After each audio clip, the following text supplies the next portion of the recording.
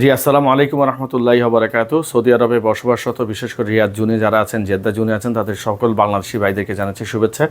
আপনাদের সামনে একটি জিনিস নিয়ে হাজির হয়েছি, সেটি হচ্ছে ইতিমধ্যে জানতে পেরেছি রিয়াদ বাংলাদেশ দূতাবাস এবং প্রবাসী সেবা কেন্দ্র যারা পাসপোর্ট জমা দিয়েছেন, বাংলাদেশের যান্ত্রিক ত্রুটির কারণে আগারগাঁওয়ে পাসপোর্ট অধিদপ্তরে পাসপোর্টের যান্ত্রিক ত্রুটির কারণে পাসপোর্টগুলো বাংলাদেশ থেকে আসছে না। অনেক ভাই দেখা গেছে 4 মাস হয়েছে, 4.5 মাস হয়েছে, পাসপোর্ট পাচ্ছেন না।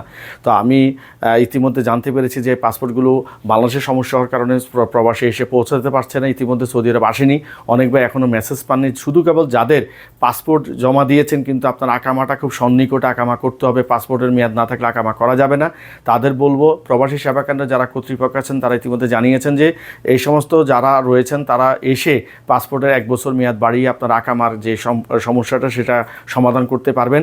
এবং যাদের মোবাইলে কোনো ধরনের মেসেজ যায়নি তারা এটাও বলেছেন যে যাদের হাতে মোবাইল মেসেজ যায়নি যে পাসপোর্ট গ্রহণ করার জন্য তারা না আসার জন্য অনুরোধ করেছেন এবং সাময়িক এই অসুবিধার জন্য তারা দুঃখ প্রকাশ করেছেন। পাশাপাশি বলবো আপনারা নিজে সচেতন হবেন এবং যাদের সমস্যা মনে করছেন যে 4 মাস 4.5 মাস হয়ে গেছে পাসপোর্ট জমা দিয়েছেন, পাসপোর্ট পাননি, তারা একটু অপেক্ষা করবেন।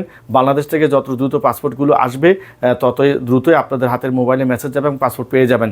ইতিমধ্যে এই পাসপোর্টের সমস্যা নিয়ে, যান্ত্রিক ত্রুটি নিয়ে কিন্তু বাংলাদেশে বেশ কিছু টেলিভিশনে কিন্তু সংবাদ পরিবেশিত হয়েছে এবং আপনারা সেগুলো যদি দেখেন, মোহনা টেলিভিশন, এখন টেলিভিশন থেকে অনেকগুলো চ্যানেলে কিন্তু ইতিমধ্যে সংবাদ পরিবেশিত হয়েছে এবং বাংলাদেশে এই বিষয়ে গণমাধ্যম কর্মীরাও কাজ করতেছে যেন সৌদি প্রবাসী থেকে শুরু করে সকল দেশে প্রবাসীদের পাসপোর্টের সমস্যার সমাধান করা যায়। দূতাবাস থেকেও ইতিমধ্যে আপনারা নোটিশ দেওয়া হয়েছে যে কী সমস্যার কারণে পাসপোর্টগুলো বাংলাদেশ থেকে আসছে না। সবাই ভিডিওটি নিজে দেখবেন, অন্যকে শেয়ার করবেন, সচেতন থাকবেন, পাশে থাকবেন। ধন্যবাদ।